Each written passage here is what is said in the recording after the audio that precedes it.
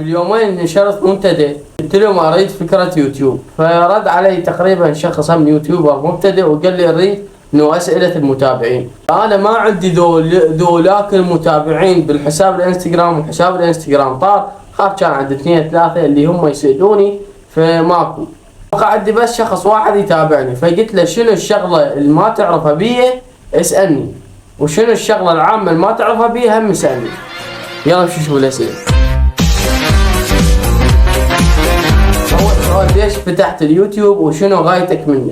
فتحت اليوتيوب لأن هاي عندي موهبة من الصغر، يعني أول ما تقريبا عمري 7 سنوات أنا فتحت عيني على شيء اسمه فيديو ونشر، فتعلقت هاي الشغلة وحبيتها وظلت وياي للكبر، ولحد الآن قمت أصور وأنشر. السؤال اللي جاني يقول من كسرة وضلع فاطمة الزهراء ليش الإمام علي ما أخذ حقها؟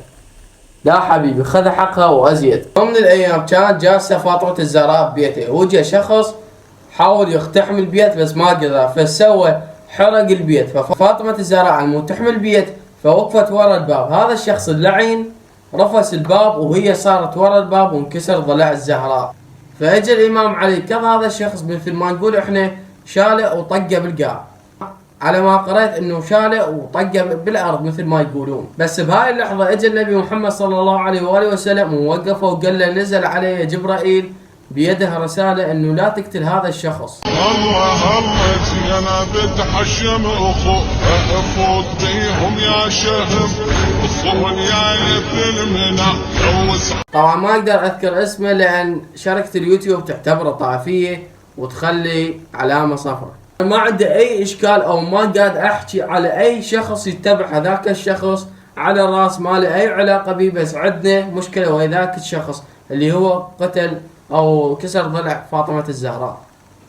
ما نقدر نسوي شيء هسه، بس نقدر نقول نعلة الله عليك بالدنيا والاخرة. المهم شوف سؤال ثاني،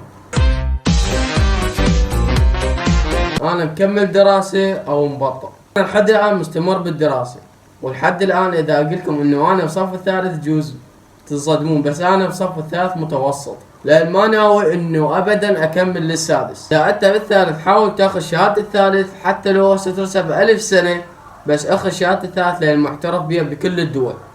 تدري انه بروسيا شهادة الثالث تقدر تدخل بها طب اسنان لو لا؟ فحاول قد ما تقدر تاخذ شهادة الثالث. اذا انت 7 او بطل او شوف عندك بعد هدف او حلم انه تقدر توصل للسادس، اوصل للسادس واخذ الكلية او اخذ الشهادة. شنو اخذ الكلية؟ شنو الموبايل اللي اصور بيه ومنو علمني المونتاج؟ الموبايل اصور بيه لحد الان انا ايفون 7 عادي مو بلس، ولابي فيديو بطارية والكاميرا يعني شقلكم عليها، بس انا معدل بالالوان بالمونتاج وقاعد اوخر الغواش والصوت بالمونتاج، والشاشة مكسرة كلش يعني، فعلى قد الحال على ما اشوف شغله. والمونتاج اللي علمني منه تقدرون تقولون انه خبرتي مع 5 سنوات او 6 هاي تعلمت بيها المونتاج. والله العظيم لو ما هاي ال5 سنوات فانا ما متعلم المونتاج ابد. للعلم اعرف امنتج بالموبايل وبالتليفون باللابتوب. نصحني ويقول انه اي شخص يكتب لك تعليق محفز حاول انه تخليه بالشاشة او تخليه نشره على اليوتيوب. هذا الفيديو راح اخلي اي تعليق محفز من قبل راح اخليه بهذا الفيديو. وحاولوا تكتبون تعليقات حلوة مثلكم على مود اخليها بالفيديو الجاي. بكسر مع السلامة.